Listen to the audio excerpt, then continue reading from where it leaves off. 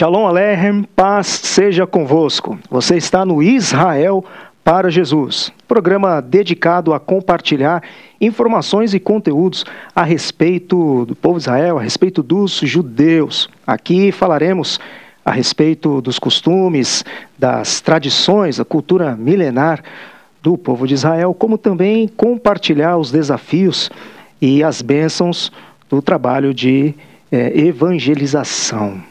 Para nós é sempre um grande prazer poder estar com vocês e poder contribuir aí com aquilo que nós nos propomos a fazer. O Instituto Tzadik Baimuná, ele existe aí já há mais de 5 décadas e nós oferecemos tanto cursos e capacitação para todos aqueles que desejam se aperfeiçoar biblicamente para poder testemunhar da fé no Senhor Jesus, compartilhar as boas novas, tanto para judeus como também para gentios. E o programa de hoje nós vamos falar um pouco a respeito da terra de Israel, um lugar especial. O Senhor Deus, quando vai se referir em determinados momentos, nas passagens bíblicas, vai se referir a este lugar, diz, a terra que mana leite e mel. Também um lugar muito disputado, onde muitos conflitos e tensões ao longo da história também se desenvolve neste lugar. Também uma região onde os pontos, os fatos, os momentos históricos mais importantes, grande parte das escrituras bíblicas está se referindo a este lugar, está acontecendo na terra de Israel. E para falar um pouco a respeito das questões históricas, do momento atual e também dos aspectos bíblicos, nós convidamos no programa de hoje o pastor Alexandre Dutra. Pastor Alexandre, seja bem-vindo, muito obrigado mais uma vez por aceitar o nosso convite e estar conosco aqui. Shalom, pastor Romualdo, eu que agradeço o convite, é sempre um prazer estar aqui no Israel para Jesus, a gente se sente em casa para abordar essas temáticas tão importantes que a igreja do Senhor Jesus precisa saber, conhecer, até mesmo para poder orar com sabedoria, e também ter um despertamento de um dia, quem sabe, para aqueles que ainda não conheceram a terra de Israel, preparar para uma caravana, para Israel, fazer uma peregrinação para a terra onde nasceu o Senhor Jesus, os apóstolos, os profetas, os reis, os patriarcas, e assim a história da humanidade se deu lá e está voltando para lá graças ao Eterno. Muito bem, para quem não conhece o pastor Alexandre Dutra, você pode entrar no canal do IPPTV, lá em Israel para Jesus, e você vai localizar lá outros programas que o pastor Alexandre já esteve gravando aqui conosco. Mas para você que não o conhece, o pastor Alexandre Dutra é pastor, diretor do Amigos de Sião, mesma organização também pró-Israel, que está localizado aqui também na cidade de São Paulo, e vários eventos importantes relacionados a Israel. Amigos de Sião está sempre presente aqui também. Ao longo do programa, o pastor Alexandre vai falar a respeito, como já mencionou aqui, caravana para Israel também. O Amigos de Sião tem as sextas-feiras, online e presencial. Também o pastor vai explicar aqui para a gente também encontros do Amigos de Sião que você também pode participar e pode conhecer também, tá bom? O pastor Alexandre Dutra é formado em teologia, também com mestrado em língua hebraica e cultura judaica pela USP, também especialização em cultura judaica pelo Centro de Cultura, Casa de Cultura de Israel, Centro de Cultura Judaica, que atualmente é o Nibis Cultural. Também foi aluno no CME, Conhecendo o Messias nas Escrituras, há bastante tempo, pastor Alexandre? Já faz alguns anos. Alguns anos no Instituto Tzadik. E também o pastor Alexandre já morou em Israel com a sua família, esteve recentemente também, em uma caravana agora, e também tem bastante propriedade então para abordar sobre este tema. Pastor Alexandre, antes de falarmos da questão atual, e também histórica, um aspecto bíblico, a respeito da terra de Israel. Pois é, quando a gente pensa nesse pedaço de terra, esse lugar que Deus separou para colocar o seu nome, a gente então olhando os noticiários na internet, nos jornais escritos ou os jornais televisivos, a gente sempre tem uma referência a Israel. Uma nação com 9 milhões de pessoas, 20 mil quilômetros quadrados, né? É a extensão toda de Israel, 400 quilômetros de comprimento, 400 e um pouquinho de comprimento e 200 quilômetros de largura, quer dizer, é do tamanho do nosso menor estado do Brasil, o estado de Sergipe.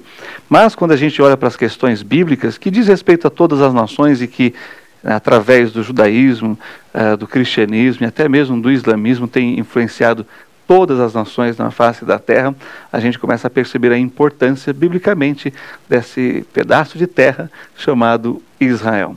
É claro que Deus prometeu isso para Abraão e os seus descendentes, né? Temos isso lá em Gênesis 12, a chamada de Abraão, sai da tua terra para a terra que te mostrarei, e a promessa de fazer dele uma grande nação. E vemos a nação de Israel até os dias de hoje, comparado com aquelas nações e aqueles impérios mundiais da época que deixaram de existir ao longo dos séculos, Israel permanece, continua lá. Também nós temos os limites da terra. Quando a gente pensa, biblicamente falando, Deus fala em Gênesis 15, os limites da terra, repete com Josué, que vai ser, né, o general da conquista da terra prometida. Moisés acompanha até a parte leste do Jordão e depois a parte ocidental fica para Josué.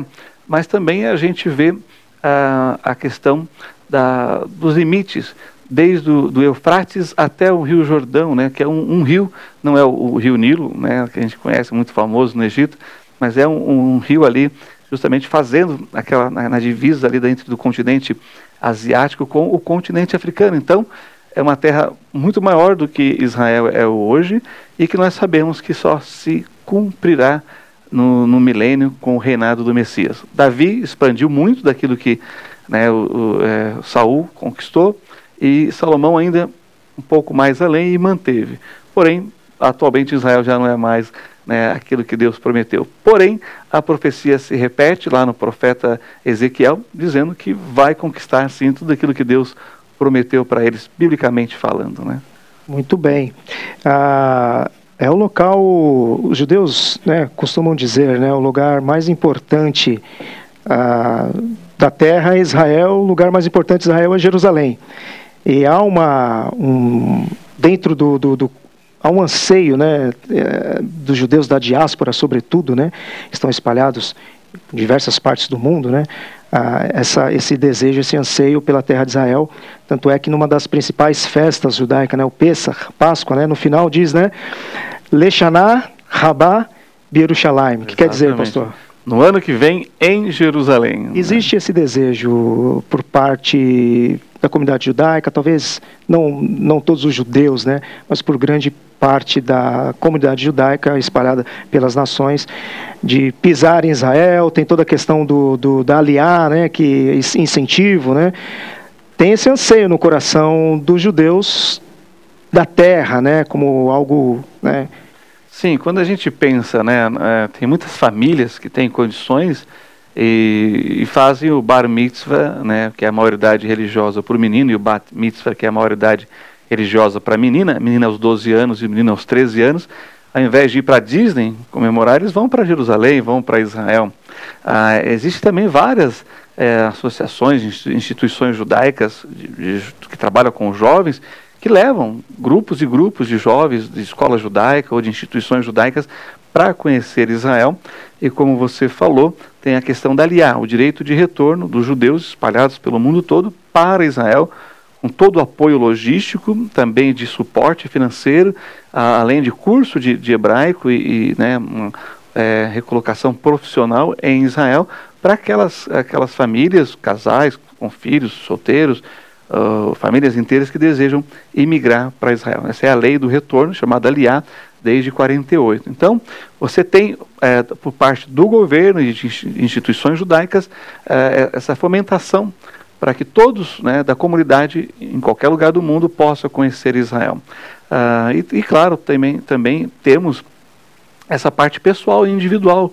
Eu conheço judeus que não moram em Israel, não poderiam estar morando em Israel devido à sua profissão aqui, família aqui, mas que vão 1, 2 vezes por ano para Israel, né? E como você falou, né, a questão de Israel, do judeu com a terra de Israel, eu tenho alguns amigos judeus que vão dizer que Israel é o umbigo do mundo, né? Que é a centralidade, né? E de fato é, no aspecto espiritual, no aspecto da fé, mas também na geopolítica, né? Em tantas outras áreas assim, que envolve, né, a questão das nações. Israel, sim, é realmente muito relevante para a história contemporânea. E é claro, quando a gente pensa, o judeu que tem essa ligação com a terra, tem os cofrinhos que existe há mais de 100 anos, que é distribuído para as casas, famílias judaicas, de colocar uma moedinha lá para mandar para Israel, né, plantando árvores, ou alguns outros projetos ambientais, e até de fomentar justamente a possibilidade desses jovens que não têm condições financeiras, judeus, de irem para Israel. Mas também nós temos a questão dos crentes evangélicos, cristãos de um modo geral, que também têm essa vontade, esse desejo no coração de conhecer a terra de Israel, não é? E hoje nós temos vários judeus que estão espalhados em diversas partes do mundo, mas também nós encontramos também nos escritos bíblicos, né, por conta de juízo e disciplina, o povo de Israel não pôde usufruir justamente por conta, né, de pecados e tudo mais. Isso gerou então uma dispersão, até mesmo afastamento da terra, né, dentro do período bíblico também, né, por conta... Como que fica essa tensão? A terra pertence ao povo de Israel, mas não detém, né, nem no período bíblico também obteve toda essa área que o Senhor Deus deu. Como que é essa questão aí? Estamos caminhando para uma questão mais profética, né? E quando a gente olha para o aspecto profético de Israel, de fato, a gente já tem escrito lá na Torá, em Deuteronômio 26 a 28, que das bênçãos que Deus tem para a nação de Israel, existem aquelas bênçãos incondicionais, ou seja, não depende do povo, depende única e exclusivamente de Deus, mas existem bênçãos condicionais. A posse da terra, a permanência na terra, é uma dessas bênçãos condicionais. Se o povo obedecer, se o povo for fiel, se o povo seguir, né, os mandamentos, eles permaneceriam na terra. Se eles desobedecessem, né, transgredissem a lei de Deus, a disciplina seria justamente a dispersão. Isso aconteceu na história de Israel, e a gente então está presenciando o oposto disso, o retorno, né? Então, em 14 de maio de 1948, né, por decisão na ONU, foi feita a partilha, né, da terra de Israel para os judeus e para os árabes que lá viviam nesse período, porque nós não podemos ignorar que os impérios conquistaram aquela região, dominaram e tiveram o seu governo e deixaram, seja reis ou sacerdotes vassalos, né, na terra, mas o domínio era estrangeiro. Até na época do Senhor Jesus mesmo, quem estava dominando era o Império Romano. Então existia uma certa autonomia em Israel, através da dinastia do rei Herodes, mas que era um vassalo, né, do Império Romano, mas quem dominava mesmo era o Império Romano, era Roma. E depois do Senhor Jesus, no ano 70, né, até 48, a gente tem justamente essa dispersão e novos governos, novos impérios dominando aquela terra até o período britânico, que foi o resultado do final da Primeira Guerra Mundial. Os britânicos, os aliados britânicos, franceses, os aliados venceram, né, a Alemanha e o Império Turco-Otomano, e então tomaram posse da terra e na promessa de que devolveriam ao povo judeu. Isso só foi se cumprir no dia 14 de maio de 1948, um ano antes, com a decisão da ONU, presidida ali pelo nosso então representante, né, na ONU, Oswaldo Aranha, o brasileiro. E recebeu até também uma rua, né? Então, ele tem nome de rua em Tel Aviv, em Jerusalém, tem praças também, então a gente encontra, né, na nossa caminhada em Israel, a gente encontra referências ao brasileiro Oswaldo Aranha, que presidiu ali o Conselho da ONU na decisão da partilha da terra de Israel. Então foi nesse período e nessa partilha que Israel obteve então o que tem hoje, né? Esse pequeno pedaço que não representa tudo aquilo que o Senhor Deus tinha dado em sua palavra para o povo de Israel, mas então foi nesse momento, mas também teve nem todo esse pedaço de terra pertence a Israel, porque você tem, por exemplo, Belém, que está dentro ali, mas pertence aos árabes. Né? Exatamente. Na partilha, Israel ainda ficaria com menos território do que tem hoje. Né? Mas como os árabes não aceitaram, né, então houve a Guerra da Independência. E com a Guerra da Independência e as guerras posteriores, Israel foi ampliando o território através de guerras, sempre, né, respondendo aos ataques sofridos por nações árabes que se uniram, né, com o propósito de afogá-los no Oriente Médio, né, de tomar à força a terra que lhes era por direito desde a partilha na ONU. Mas como Israel saiu sempre vitorioso em todas as guerras, Israel ampliou seu território, a ponto de chegar muito próximo do Cairo, também em Damasco, na Síria, e depois trocar esses territórios por acordos de paz, como foi feito com o Egito e também, né, com a Jordânia, que são os dois países árabes da região, muçulmanos, né, que têm acordo de paz com Israel. Então Israel devolveu terra pela paz. Mas quando você tem, agora você tem o grupo chamado palestino, eles vão estar realmente na faixa de Gaza, que era a antiga Filístia, né, dos filisteus. Israel, em todos esses períodos, nunca povoou realmente aquela região pelo caráter, né, de muita rivalidade com os filisteus e muita idolatria naquela região. Então, a faixa de Gaza tem uma concentração de palestinos, e na Cisjordânia, aí nós também temos várias cidades palestinas, às vezes do lado de cidades israelenses. Mas tem acesso, os palestinos podem ir para Israel, vir, né, de volta, podem ir até Gaza e vice-versa. E é interessante, dando aula no seminário, um aluno meu falou assim, mas professor, como é que é essa história? Porque eu vi os árabes, né, criticando Israel, e depois eles estavam no parlamento. Pois é, em Israel existe árabes israelenses, né, você tem judeus israelenses, árabes israelenses e os palestinos. Os palestinos estão nessas duas regiões, faixa de Gaza e Cisjordânia, e os árabes israelenses estão em todo o território de Israel. Eles são cidadãos plenos, com direito de voto e de serem votados. Por isso existem parlamentares árabes israelenses no parlamento falando mal de Israel dentro do parlamento judaico, né? Lá em Jerusalém, no Knesset. Bem, é uma democracia, de fato. É uma democracia, exatamente. Agora, que é interessante, né, no tempo que temos, acho que vale a pena falar isso, o árabe israelense, ele não só está envolvido na área política, mas você tem juízes árabes na corte de Israel. Você também tem árabes israelenses na polícia de Israel, trabalhando na polícia. E mais recentemente, era proibido, mas agora você tem árabes israelenses, muçulmanos, né, nas forças de defesa de Israel. Então é algo assim impressionante. Bem, como eu disse, o palestino que não é, né, um cidadão pleno, aí, porque ele está na busca da sua independência, ele tem acesso a Israel, pode trabalhar em Israel, pode estudar, vai e vem. Mas um judeu israelense não tem acesso a essas cidades palestinas. Agora mesmo, em maio de 2022, nós estivemos com a caravana dos Amigos de Sião em Israel, e quando nós fomos para Jericó, estava uma placa enorme escrito em inglês e árabe, que era proibida a entrada de judeus. Olha só. Só que a nossa guia, né, que é obrigatório você ter no seu grupo ter uma guia local, falando português, ela é israelense, ela é uma judia israelense, né, e ela estava lá com a gente. Mas tem essa placa. Um outro incidente é que, como os Amigos de Sião tem um logo, e o logo é a Maguen David, né, a estrela de Sião, né, o escudo de Davi, a estrela de Davi, como popularmente conhecido. Então estava lá, bem grande no para-brisa do ônibus, né, Amigos de Sião, né, e a estrela de Davi, escrito Sião em hebraico dentro. E nós estávamos passando no bairro árabe em Jerusalém, e tinha duas escolas, uma escola de um lado aqui de meninas e a outra escola de meninos. E nós passamos ali, e era o intervalo deles. Quando eles viram o ônibus e a estrela, nós fomos agredidos pelas crianças. Eles jogaram coisas na gente, jogaram papel. Em Jerusalém.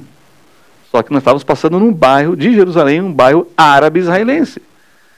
Está entendendo? Então a gente sofreu ali, né, uma agressão pelas crianças, né, muçulmanas, porque o nosso ônibus de turista tinha escrito, estava uma estrela de Davi.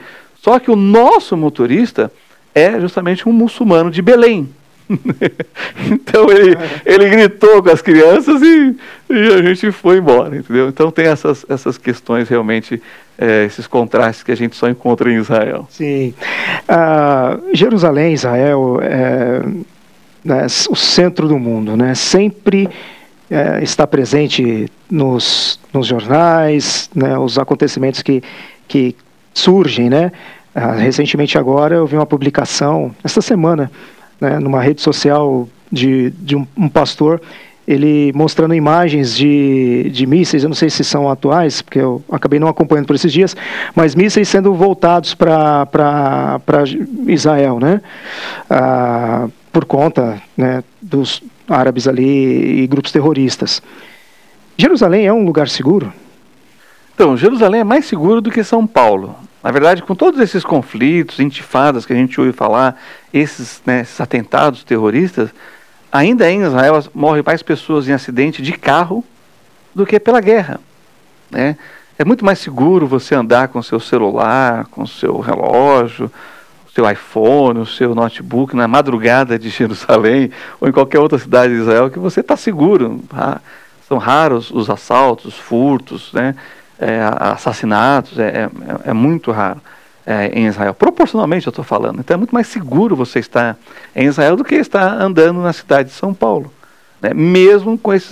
teve realmente, nessa preparação de Tisha B'Av, né, teve a frustração de atentados terroristas. Israel tem uma inteligência muito sofisticada nessa parte de defesa, em que acaba frustrando as tentativas de ataque, de atentados terroristas, né?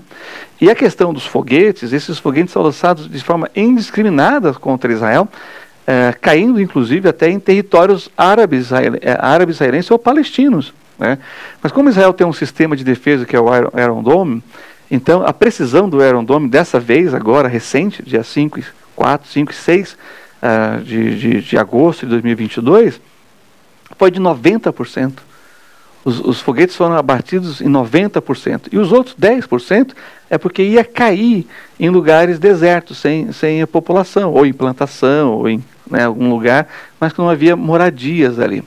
Agora, isso custa muito caro para Israel, de 20 a 25 mil dólares cada foguete cada míssil anti-foguete. Mas eles desenvolveram uma tecnologia para diminuir o custo disso, porque é muito cara a segurança em Israel. Mas antes da gente passar para o próximo tópico, eu acho que vale a pena dizer como que Deus fala que é Israel através do texto bíblico, né? E lá em Deuteronômio capítulo 1, eu vou ler aqui os versículos 6 a 8, diz assim: O Senhor nosso Deus nos falou em Horebe, dizendo: tempo bastante haveis estado neste monte. Voltai-vos e parti, ide à montanha dos amorreus, então é uma terra de montanhas, e a todos os seus vizinhos, e à planície, então tem planícies, né? E à montanha, e ao vale, e ao sul, e à ribeira do mar, e à terra dos cananeus, e ao Líbano, até o grande rio, o rio Eufrates. Então, nós temos em Israel o mar Mediterrâneo, o mar da Galileia, o mar Morto, né? O mar da Galileia é um grande lago de água doce, né? E isso só falando dos mares, né? Aí você tem as montanhas, as planícies, os vales, o Rio Jordão, o famoso Rio Jordão, que corta o país todo, tem mais de 400 quilômetros, o rio, ele é sinuoso, né? Então ele vem.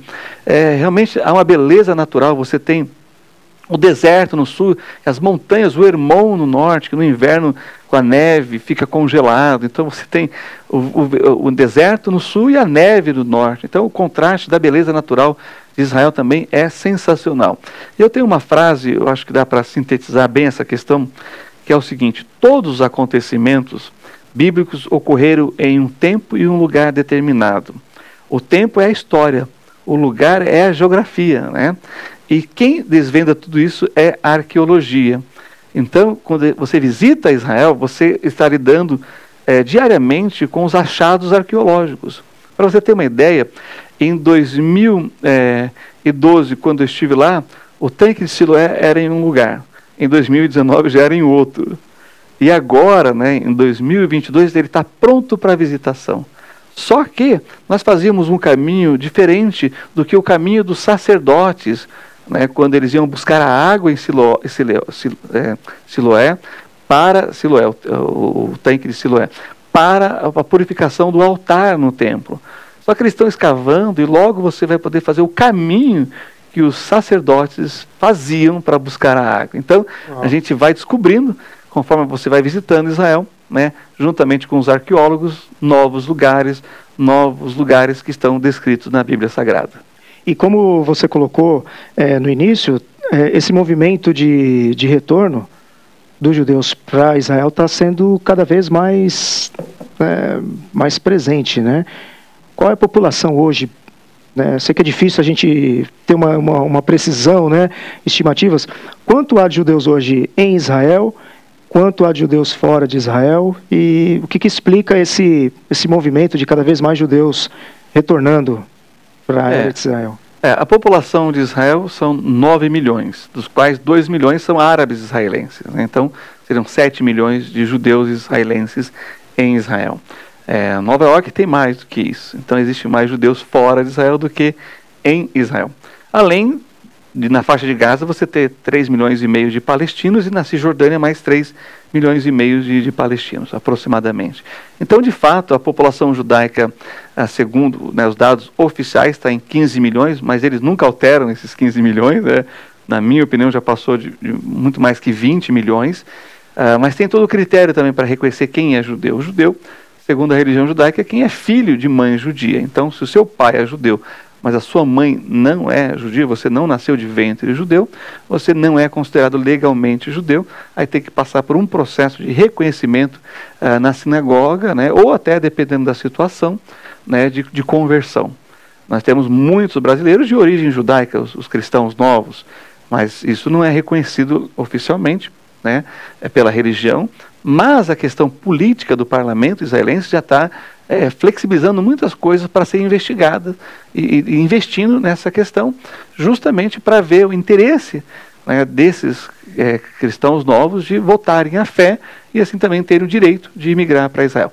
É uma coisa nova, mas que o governo está dando uma atenção. Mas, de fato, nós temos mais judeus fora de Israel do que em Israel. Porém, a situação na Europa, né, tem sido um fator também de influência dos judeus europeus que estão imigrando para Israel. Então, 2019, 2022, você tem muitos judeus franceses deixando Paris, deixando a França e indo para Israel. Aqui no Brasil mesmo, eu tenho amigos que os filhos estão indo para Israel, e eu perguntei num café que a gente estava tendo, né, um bate-papo, mas por que seus filhos estão indo para Israel? Eles falaram, olha, porque eles estão em busca de segurança para os filhos, para a família, e de oportunidades de trabalho.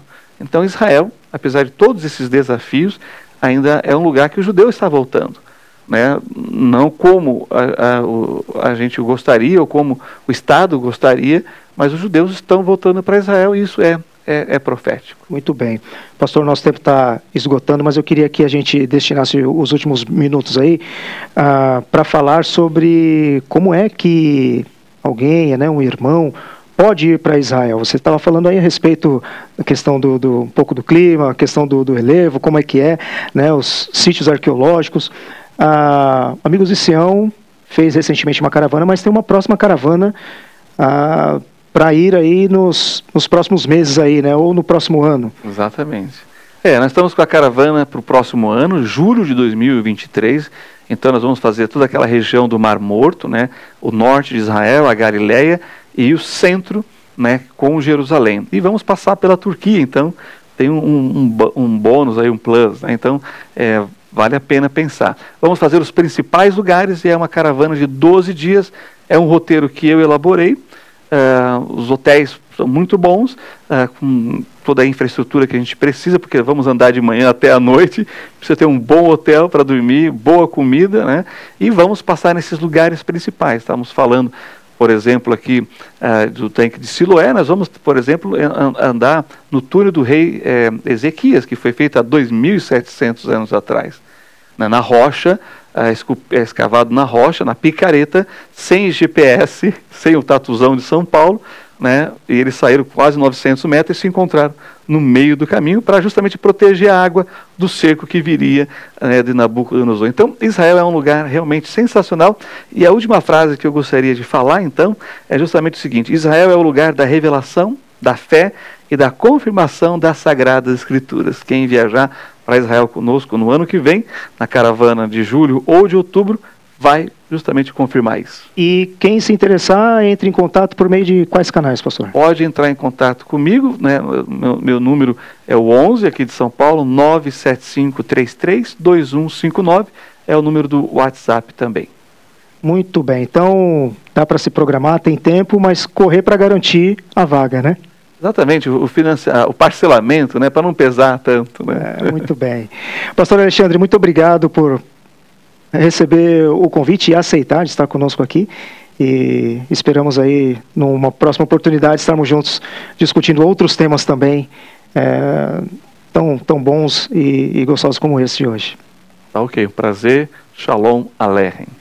E para vocês, me despeço também com Shalom Aleichem, paz seja convosco, e obrigado por permanecer conosco até o final deste programa, sempre lembrando você a incluir em suas orações trabalho de evangelismo, trabalho missionário entre os judeus, e que Deus abençoe. Um grande abraço.